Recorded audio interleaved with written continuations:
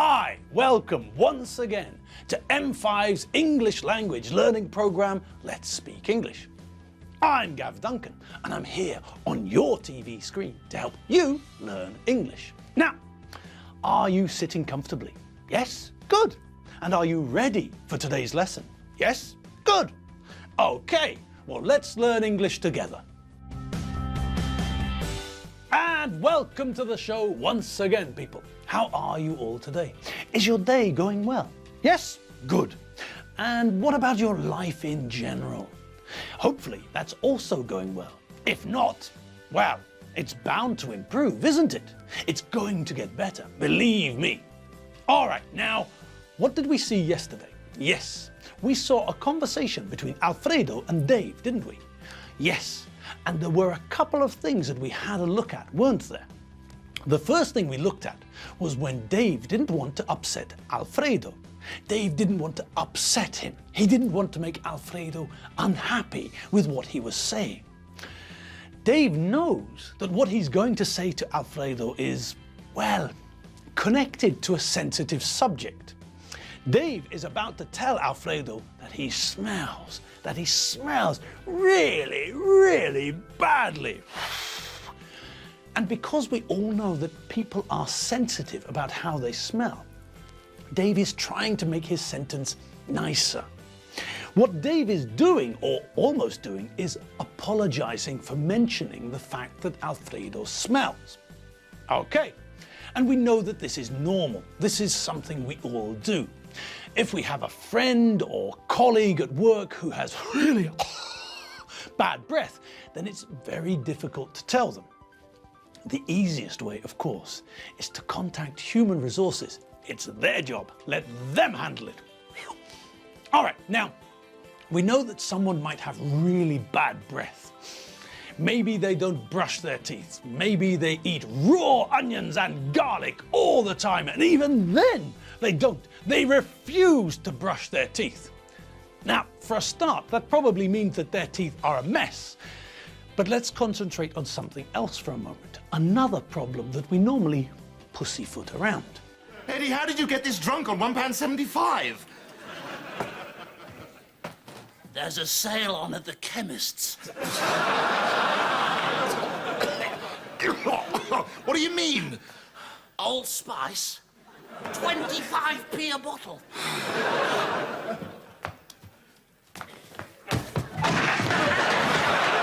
Where'd the floor go? Okay, so maybe this person's mouth is a mess, a smelly mess. But there could be other problems with this person's hygiene as well, couldn't there? Yes, it's one thing that someone's breath smells like a homeless dinosaur's armpits. But what about their armpits? That's another danger zone, isn't it? Yes. Think about it. Your armpits are possibly the hottest, sweatiest areas of your body. Your arms are always moving around, and that increases the temperature of your armpits. To counter this raise in temperature, to try and work against it, your body produces sweat, that water which comes out of your skin. Think about what happens when you go into a sauna. You start to sweat. This sweat, this water coming out of your skin, is a result of your body trying to control your temperature. Okay, now we all know that armpits are a danger zone for sweat. All right, but fresh sweat isn't a problem. Fresh sweat doesn't really smell, but as sweat gets older, bacteria start to grow, and then the sweat starts to smell. This is BO. Yes, 2 initials. And they stand for what? BO stands for body odor. An odor is just another word, a synonym for a smell. But we normally use the word odor with negative smells. If someone gives you some flowers, then there are a few words in English you can use to talk about the smell of the flowers. First of all, you can use the verb to smell. This verb can be used with both positive and negative ideas. So, although everyone told Alfredo, "You smell," or "You smell terrible," we can also use the same verb, normally with a positive adjective, to talk about a positive smell. These flowers smell lovely. All right, now, moving on. We can also use the word scent to talk about a smell. And again, like the word aroma, another noun we use to mean a smell, scent is usually used to talk about a nice smell. So we might say that there is a nice aroma coming from the kitchen when someone is baking. We might say that someone loves the scent of freshly cut grass. And as long as we're talking about something positive, we can also say that something in the kitchen smells nice, or we can say that someone loves the smell of fresh bread or something like that. Okay, but as we've just learned, the word odor is normally used with unpleasant smells. So let's recap a little. We've got the verb to smell, which we can use with nice smells or with nasty smells. We can also use the noun, smell, again with positive ideas. There's a smell of coffee, or with negative ideas. My granny lives in a tiny flat with 76 cats. You can imagine the smell. All right, so that's smell and to smell. Now, let's stay with that negative idea. So that leads us to odor. And as I said before, we normally use the noun odor to describe strong, unpleasant smells. So when we're talking about BO, when we're talking about the smell of a person's body, the smell of a person's body who hasn't washed for a while, then yes, we use the word odor. And when we look at the two initials we use to say that someone smells, that their body is smelly, then one of the initials, O for odor. The other, B for body. O for odor, B for body, BO, body odor, Mr. or Mrs. Stinky. It's the same with clothes. When you sweat and you're wearing clothes, then naturally some of the sweat will go into the clothes that you're wearing. Your clothes are made of different materials, but all of the materials that clothes are made of are absorbent. Do you all remember that word? Absorbent. It's an adjective we get from the verb to absorb. Think about a sponge. If you put a dry sponge into water, what happens? That's right, the sponge absorbs the water. Think about kitchen towel. All the manufacturers of kitchen towel tell us in every advert that their kitchen towel is better than the other kitchen towels because it's more absorbent. It absorbs more liquid than other kitchen towels.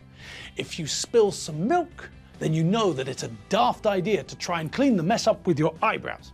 Eyebrows aren't very absorbent, so you won't be able to clean the mess up. Okay, so why is the fact that clothes are absorbent important? Well, that's simple. Clothes absorb some of your sweat, some of that water that your body releases to try and regulate your temperature. Now, this is all completely normal, but with some people in your office perhaps, there's a problem because these people are too lazy to wash their clothes regularly. These people think, I've only worn this shirt once. It's practically fresh out of the washing machine.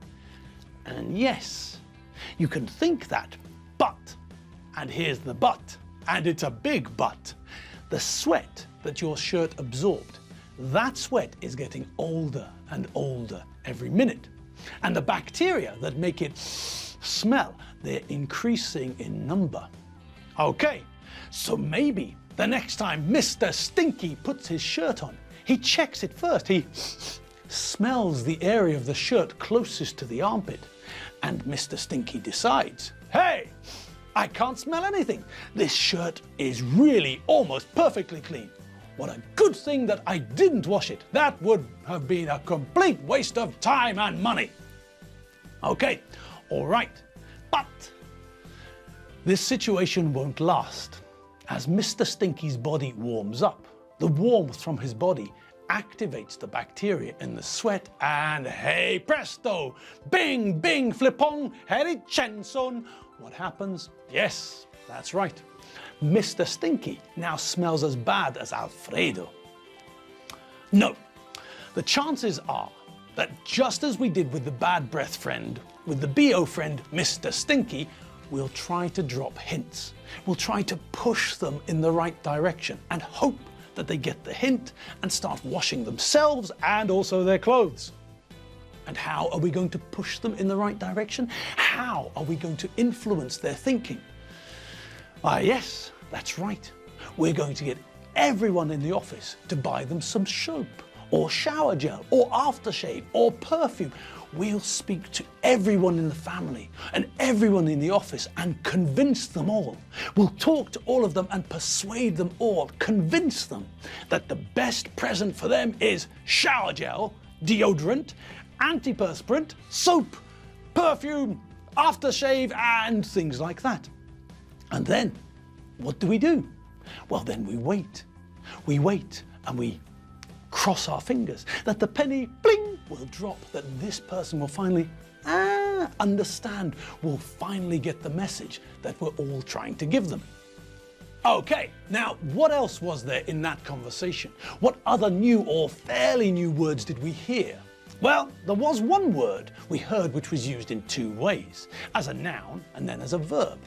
The word is stuff. If we use this word as a noun, then it's just another word that we use to mean things. It's just a collective noun. We can say lots of things using the noun stuff. Sports is all about running and stuff. Did you buy the stuff I asked you to? He's good at technical stuff. I only buy stuff in the sales. What's that green stuff over there? So, as you can see, the noun stuff is very versatile. We can use it to mean lots of different things, but the verb is a different kettle of fish. The verb to stuff means to completely fill something with something. Think about a pillow or a cushion. Essentially, a pillow or cushion is a fabric shell stuffed with some sort of soft filling, feathers or something soft to make the pillow or cushion soft and comfortable to sit on or rest your head on. Okay, so that's the first meaning of the verb, but we can also use it with food. Think about stuffed cabbage. Cabbage leaves filled with meat. Cabbage leaves which have been stuffed or filled with meat. Now, we can also use the verb to stuff to talk about eating. We can use the verb to stuff yourself as an informal way of saying that you ate and ate and ate and ate. It's a little bit extreme. If we're talking about someone stuffing themselves, then it's not so much the normal idea of eating.